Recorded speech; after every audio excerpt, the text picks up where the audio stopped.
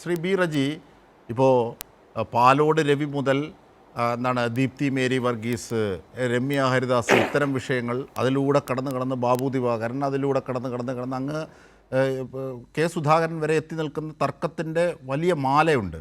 ഇതിൽ ഏറ്റവും പ്രധാനപ്പെട്ട ആശയപരമായി ഏറ്റവും പ്രധാനപ്പെട്ട ഒന്ന് ഈ നേരിടുന്നത് ഈ സ്ഥാനത്തിന് വേണ്ടിയുള്ള മത്സരത്തിനുള്ള കൊതി മാത്രമല്ല, എം പിമാർ മത്സരിക്കരുത് എന്ന നിങ്ങളുടെ തീരുമാനം അട്ടിപ്പറിക്കപ്പെടുന്നത് മാത്രമല്ല, ഇവിടെ ദളിത് വിഭാഗങ്ങളുടെ അസ്വസ്ഥതയാണ്, പാർശ്വവൽകൃതരുടെ അസ്വസ്ഥതയാണ്. നേരത്തെ ഇവിടെ ശ്രീ PM സുരേഷ് ബാബു ചൂണ്ടിക്കാണിച്ചതുപോലെ എന്ത് കരുതലോടുകൂടിയാണ് ദളിത് വിഭാഗങ്ങളോടുള്ള കരുതലോടുകൂടിയാണ് ഇടതുപക്ഷ ജനാധിപത്യ മുന്നണിയുടെ സർക്കാർ മുമ്പോട്ട് പോകുന്നത്. അത് ആശയപരമായും പ്രായോഗികമായും അത് അവരനുഭവിക്കുകയാണ്. ഏത് മേഖല എടുത്താലും, വികസനത്തിൻ്റെ ഏത് മേഖല എടുത്താലും, ക്ഷേമ പെൻഷനുകൾ അടക്കം, ലൈഫ് പാർപ്പിട പദ്ധതി അടക്കം, എല്ലാ പട്ടയ വിതരണങ്ങളടക്കം എല്ലാ വിഷയങ്ങളിലും ആ കരുതലുണ്ട്. പക്ഷേ പ്രതിപക്ഷത്തിരുന്നിട്ട് പോലും മത്സര രംഗത്ത് പോലും ഈ ദളിത് വിഭാഗങ്ങളോടുള്ള കരുതലിൻ്റെ ഒരു കൈത്താങ്ങ് ഈ കൈപ്പത്തി ചിഹ്നത്തിൽ നിന്ന് അവർക്ക് ലഭിക്കുന്നില്ല എന്നുള്ള പരാതി അവർ തന്നെയാണ് പറയുന്നത്.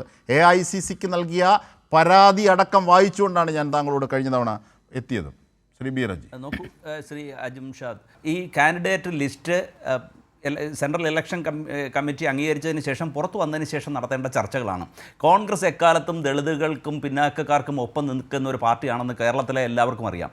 ബഹുമാന്യനായ ശ്രീ PM സുരേഷ് ബാബു അദ്ദേഹം കോൺഗ്രസിനെ കുറിച്ച് ആശങ്കപ്പെടുന്ന ഒരു സമീപനം കാട്ടുകയുണ്ടായി. കേരളത്തിലെ ജനങ്ങൾക്ക് കോൺഗ്രസിനെ സംബന്ധിച്ച് ആശങ്കയില്ല. അവർ പ്രതീക്ഷയോടെ നോക്കുന്ന ഒരു രാഷ്ട്രീയ പ്രസ്ഥാനം ഇന്ന് കോൺഗ്രസ്സാണ്. കാരണം 10 വർഷത്തെ ഭരണത്തിൽ നിന്ന് ഒരു ഭരണമാറ്റം ആഗ്രഹിക്കുന്നു. അതിൻ്റെ ഭാഗമായി ലോക്സഭാ ഇലക്ഷനിൽ 18 അംഗങ്ങളെ അവർ വിജയിപ്പിച്ചു വിട്ടു. ഈ കഴിഞ്ഞ തദ്ദേശ സ്വയംഭരണ സ്ഥാപനങ്ങളിൽ ഏതാണ്ട് 70%, 60-ന് മുകളിൽ വിജയം കോൺഗ്രസ്സിന് നൽകിയതും ആ ഒരു ഉദ്ദേശത്തിൻ്റെ അടിസ്ഥാനത്തിൽ, അവർ കോൺഗ്രസ്സിൽ വിശ്വാസം അർപ്പിക്കുന്നതിൻ്റെ അടിസ്ഥാനത്തിലാണ്. ആ ഒരു സാഹചര്യത്തിൽ കോൺഗ്രസ് ഏതെങ്കിലും തരത്തിൽ പിന്നോട്ട് പോകുമെന്നോ അതിൻ്റെ ആദർശങ്ങളിൽ നിന്ന് വ്യതിചലിക്കുമെന്നോ അത് ഏതെങ്കിലും തരത്തിൽ ഒരു ഒത്തുതീർപ്പുമായി മുന്നോട്ട് പോകുമെന്നോ ഒന്നും കേരളത്തിലെ ജനങ്ങൾ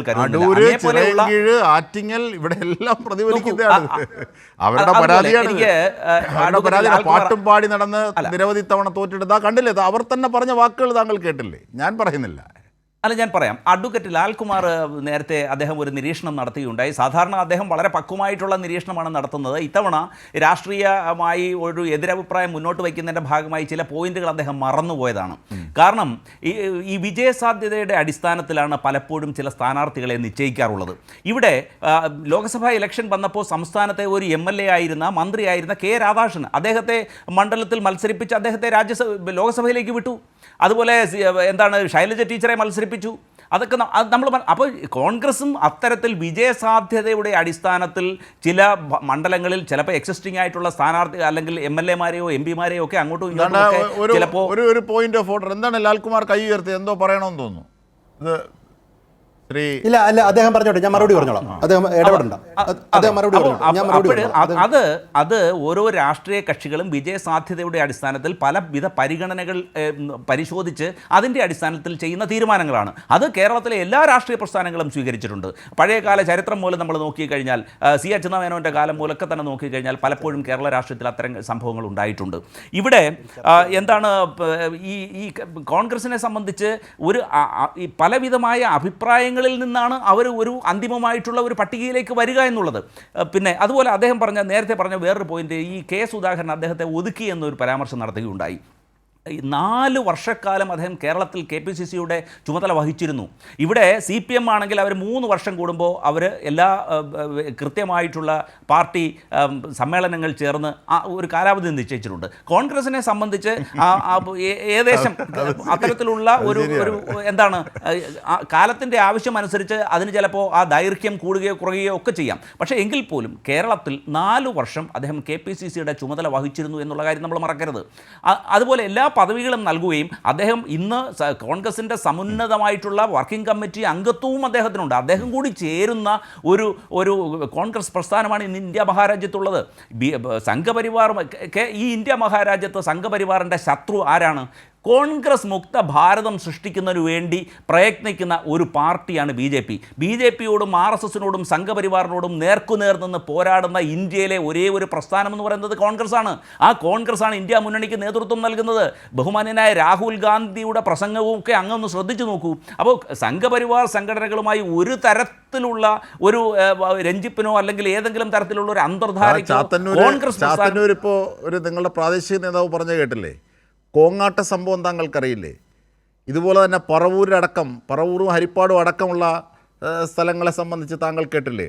BJPയെ സഹായിക്കാൻ മുതിർന്ന നേതാക്കന്മാർ അപ്പുറത്തും ഇപ്പുറത്ത് കോൺഗ്രസിനെ സഹായിക്കാൻ BJPയുമായി അന്തർധാര ഉണ്ടാക്കി. ഇത് പറയുന്നത് പ്രാദേശിക ജില്ലാതലത്തിലുള്ള നേതാക്കന്മാർ തെളിവ് സഹിതമാണ്.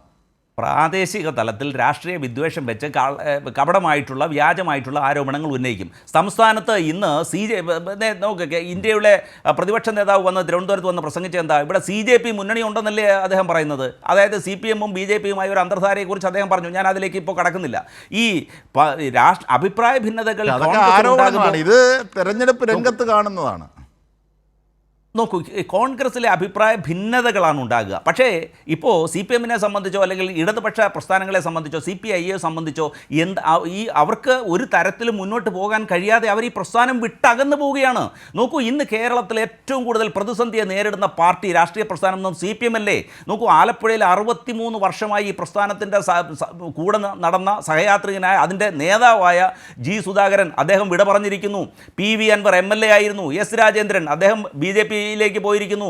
കെ അജിത്ത് വൈക്കം, നോക്കൂ, ശശി, അങ്ങനെ ഐഷ പോറ്റി കൊട്ടാരക്കര, അങ്ങനെ ഒരു നേതാക്കളുടെ ഒരു നീണ്ട നിര പോവുകയാണ്. നോക്കൂ, V. കുഞ്ഞികൃഷ്ണൻ അദ്ദേഹം പയ്യന്നൂർ, കോട്ടയാണ് CPMൻ്റെ. അതുപോലെ ഈ തിരുവനന്തപുരം ജില്ലയിൽ വന്നാൽ നോക്കൂ, ഇവിടെ പിന്നെ ഈ ബാലരാമപുരത്തൊക്കെ ഈ CPM എന്ന് പറയുന്ന പ്രസ്ഥാനത്തിന് രൂപം നൽകിയിട്ടുള്ള ചില നേതാക്കന്മാരാണ് ഈ പ്രസ്ഥാനത്തിൽ നിന്ന് രാജിവെച്ച് പോകുന്നത്. കൊല്ലത്ത് സുജാ ചന്ദ്രബാബു അവർ CPIയുടെ നേതാവായിരുന്നു. വ്യത്യാസം അവിടെയാണ്. അതായത് അവരുടെ പാർട്ടി നിശ്ചയിക്കുന്ന കൃത്യമായ ഒരു വരയുണ്ട്. അത് യുവാക്കളെ, പുതിയ പുതുമുഖങ്ങളെ അടക്കം അവർ മുമ്പോട്ട് വെക്കുന്ന ഒരു സംവിധാനമാണ്. ഇപ്പോൾ ഒരു മത്സരരംഗത്ത് 33 പേർ മാറി നിൽക്കുക, അവിടെ പാർട്ടി നിശ്ചയിക്കുന്ന പുതുമുഖങ്ങൾ, യുവാക്കൾ വരണം. ഇത് നിശ്ചയിച്ചാൽ അവിടെ കൊണ്ട് പൂർത്തിയാവുകയാണ്.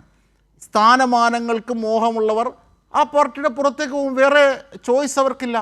പക്ഷേ അപ്പോൾ ഐഷ പോറ്റിയുടെ കാര്യമായാലും മറ്റാരുടെ നേതാക്കന്മാരുടെ കാര്യം താങ്കൾ പറഞ്ഞതായാലും അങ്ങനെയാണ്. പക്ഷേ അങ്ങനെയാണോ കോൺഗ്രസിനുള്ളിൽ നടക്കുന്നത്? കോൺഗ്രസിനുള്ളിൽ ഈ നേതാക്കന്മാർ പരസ്യമായി അവരുടെ പാർട്ടി തീരുമാനത്തിനെതിരായി MP-മാർ മത്സരിക്കുമെന്ന് പറഞ്ഞ് 5 MP-മാർ വരുന്നു. കൊടിക്കുന്നിൽ സുരേഷ്, അടൂർ പ്രകാശ്, ഇപ്പോൾ ഇങ്ങനെ ശശി തരൂർ അടക്കം എല്ലാവർക്കും 5 പേർക്ക് മത്സരിക്കണം, K. സുധാകരൻ മത്സരിക്കണമെന്ന് പറഞ്ഞ് രംഗത്ത് വരുന്നു. അവരാ പിണക്കവും പരിഭവവും അവരുടെ പ്രതിഷേധവും പരസ്യമായി അറിയിക്കുന്നു. അത് പോസ്റ്റർ യുദ്ധങ്ങളായി അണികളെ ഉപയോഗിച്ച് ചെയ്യുന്നു. ഇതിൽ അങ്കലാപ്പിലാകുന്നു നേതൃത്വം. ഇങ്ങനെ ഒരു പ്രശ്നം അവിടെ നടക്കുകയാണ്. പിന്നീട് സമാന്തരമായി ഈ അവഗണിക്കപ്പെടുന്നു എന്ന് പറയുന്ന നേതാക്കന്മാരും അവരുടെ അനുയായികളും അവരുടേതായ അർത്ഥത്തിൽ തെരുവിലെത്തുകയാണ്. അവർ പരസ്യമായി പറയുകയാണ്, സ്ഥാനാർത്ഥി പ്രഖ്യാപനം നടത്തരുത്. സ്വയം നടത്തി, വിഷ്ണുനാഥ് നടത്തി, അടൂർ പ്രകാശ് നടത്തി, ഇങ്ങനെ ഓരോ എൽദോസ് നടത്തി, ഇങ്ങനെ ഓരോ നേതാക്കന്മാർ അവരുടെ സ്ഥാനാർത്ഥിത്വം പരസ്യമായിട്ട് പറയുകയാണ്. അപ്പോൾ ഇതും തമ്മിൽ വ്യത്യാസമുണ്ട് താങ്കളിപ്പോൾ പറഞ്ഞതിൽ. അതാണ് ജനങ്ങളുടെ മുമ്പിൽ നിൽക്കുന്നത്. നോക്കൂ ശ്രീ അജിംഷാദ്, ഇത് ഈ ഒരു സ്ഥാനാർത്ഥി നിർണയ പ്രക്രിയ പൂർത്തിയാകുന്നതിന് മുമ്പുള്ള അഭിപ്രായങ്ങളാണ്. ഈ അഭിപ്രായങ്ങളെല്ലാം അഭിപ്രായങ്ങളിൽ തന്നെ പ്രതിഫലിക്കുന്നത് അവരുടെ സംഘടനാപരമായ ശേഷി കുറവാണ്. കോൺഗ്രസിനുള്ളിൽ UDFനുള്ളിൽ ഉള്ള സംഘടനാപരമായ ശേഷിക്കുറവാണ്. നിങ്ങൾ ആ ചിതലരിച്ച സംവിധാനത്തെ മറികടക്കാൻ സംഘപരിവാറുമായി കൂട്ടുകൂടുന്ന അപകടകരമായ കേരളത്തിൻ്റെ പൊതുരാഷ്ട്രീയത്തെ ബാധിക്കുന്ന വിഷയമാണ്. ദളിത് വിഭാഗങ്ങളെ തഴയുക എന്ന് പറയുമ്പോൾ അതുയർത്തുന്ന ഭീകരമായ സാമൂഹിക പ്രശ്നമുണ്ട്. ഇതൊക്കെയാണ് അതിൽ നിഴലിക്കുന്നതും പുറത്തെത്തുന്നതും. അല്ല കേവലം ഗ്രൂപ്പ് പോരല്ല, നിങ്ങൾ തമ്മിൽ അടിക്കുന്നു, നേതാക്കന്മാർ സീറ്റിന് വേണ്ടി തിരക്കുന്നു, അതല്ല. അതിനപ്പുറത്തേക്ക് അതിൻ്റെ മാനങ്ങളുണ്ട്. അതാണ് ലാൽകുമാർ സൂചിപ്പിച്ചത് ഇൻഡയറക്റ്റായി. എല്ലാ വിഭാഗം ജനങ്ങളെയും ഉൾക്കൊള്ളുന്ന ഒരു ഇൻക്ലൂസീവ് സംവിധാനമാണ് കോൺഗ്രസിനുള്ളത്. അതിൻ്റെ പ്രഖ്യാപിതമായിട്ടുള്ള ആദർശങ്ങളിൽ ഒന്നാണ് ഇൻക്ലൂസീവ് ഗ്രോത്ത്. ഏതെങ്കിലും ഒരു വിഭാഗത്തിൻ്റെ അല്ല, ചേർത്ത് നിൽക്കുന്ന, ആരെയും അരുകുവൽക്കരിക്കാതെ എല്ലാവരെയും ചേർത്ത് നിൽക്കുന്ന ഒരു ഇൻക്ലൂസീവ് ഗ്രോത്തിന് വേണ്ടി ലക്ഷ്യം വെച്ചുകൊണ്ട് ആ ഒരു പ്രയത്നത്തിൽ ആ ഒരു ആദർശത്തെ വെച്ചുകൊണ്ടാണ് കോൺഗ്രസ് മുന്നോട്ട് പോകുന്നത്, സെക്യുലറിസം പോലെ. അപ്പോൾ ഇതിന് ഒരു വിഭാഗത്തെയും ഒരിക്കലും ഒഴിവാക്കത്തില്ല. നോക്കൂ, ഇവിടെ CPM കാട്ടിയത് എന്താണ്? ഇവിടെ SC/ST കമ്മ്യൂണിറ്റിക്ക് കൊടുക്കുന്ന ബജറ്റ് വിഹിതം പോലും ഏതാണ്ട് വളരെയധികം വെട്ടിക്കുറച്ച സംബന്ധിച്ച് ധാരാളം ചുമ്മാതെ പറയല്ലേ